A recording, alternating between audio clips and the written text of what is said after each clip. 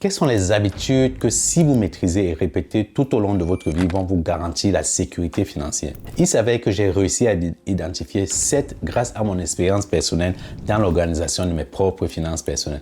Donc aujourd'hui, je vais vous présenter les habitudes des personnes financièrement stables. Bonjour et bienvenue dans la chaîne. Je m'appelle Alban Degoué. Je suis un entrepreneur sur le web et je n'ai pas qualité à donner les conseils sur les finances. Alors cette vidéo est juste à titre purement divertissante, mais si vous y trouvez votre bonheur, alors tant mieux.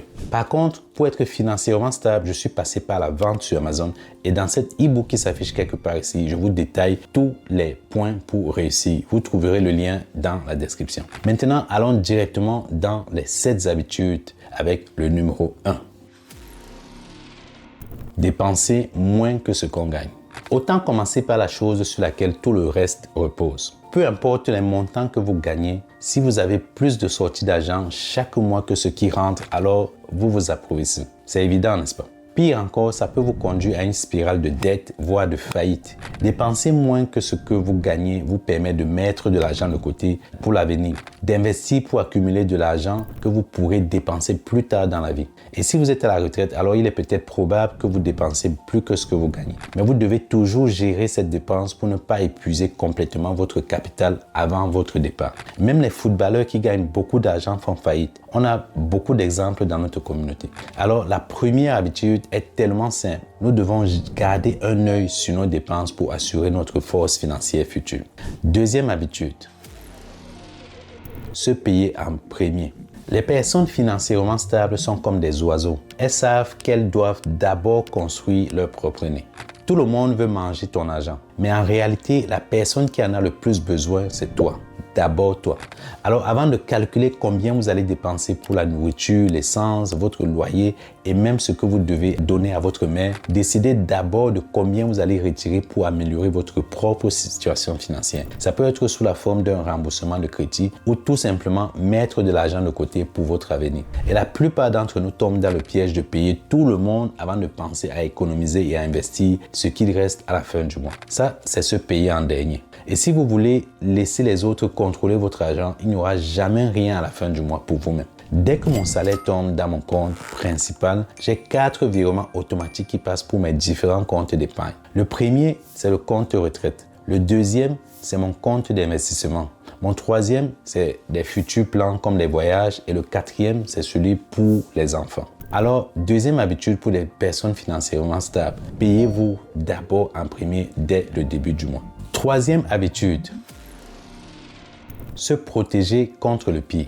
Vous pouvez être un bon gestionnaire de votre argent, un bon épargnant et un bon investisseur, mais la nature a parfois d'autres projets pour nous. Une maladie ou un accident peut mettre fin à votre carrière. Ou peut-être vous achetez une maison en couple et puis votre partenaire vous quitte et vous laisse avec une énorme dette et un seul revenu pour le rembourser. Alors vous devez penser à souscrire à des assurances pour vous protéger contre le pire, même si ça ne vous épargne pas des conséquences émotionnelles. Il y a plusieurs types d'assurances qui peuvent vous aider dans ce cas. L'assurance vie, l'assurance maladie grave et l'assurance en cas de perte de revenus. Toutes peuvent servir de base solide. Mais je sais que ça peut sembler être de jeter de l'argent par la fenêtre à payer pour une assurance. Mais si jamais vous en avez besoin, vous serez bien content de l'avoir eu. Alors nous venons de voir ici 3 habitudes des personnes financières stables. Et on a encore 4 par la suite. Mais si ces conseils vous sont utiles et que vous appréciez la vidéo, alors s'il vous plaît, cliquez sur le bouton j'aime et abonnez-vous à la chaîne si ce n'est pas encore fait. Ça m'aide à produire encore plus de vidéos intéressantes et passionnante. Alors, merci beaucoup. Alors, la 4e habitude des personnes stables, c'est de lancer un business et d'investir dans la pierre. Dans une économie capitaliste, il n'y a que 2 manières testées, prouvées et fiables pour construire de la richesse.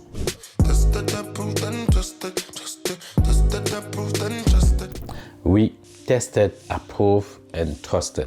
Vous pouvez toujours essayer de gagner de l'argent avec la loterie, mais c'est se nourrir d'espoir et un gros gaspillage d'argent. Alors 2 moyens légitimes, lancer des business qui rapportent du cash flow et investir dans l'immobilier. Moi, je privilégie le plus des business en ligne. Personnellement, je les trouve faciles à mettre en place et même quand ils ne marchent pas comme prévu, on s'assure toujours avec un actif. Des business comme Amazon FBA très rentables que vous pouvez mettre en place en 6 mois et commencer à toucher du cash chaque mois. Si vous avez entendu parler d'Amazon FBA et que vous avez toujours voulu en savoir plus, c'est le moment de regarder cette vidéo qui s'affiche quelque part ici. D'un autre côté, les investissements dans l'immobilier peuvent produire un revenu sous forme de loyer et généralement, les prix de l'immobilier grimpent avec le temps. Mais il est important de noter que l'entrepreneuriat n'est jamais un long fleuve tranquille. Vous devez être prêt à passer par des hauts et des bas.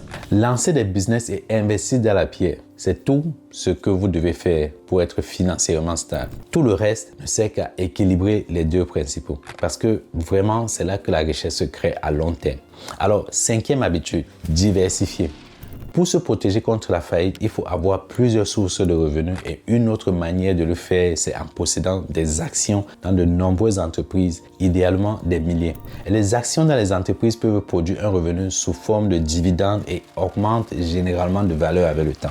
La manière la plus simple de le faire est d'investir en bourse dans les fonds indiciels. Il s'agit des fonds d'investissement où vous et plusieurs autres personnes mettent leur argent pour investir dans des grosses sociétés.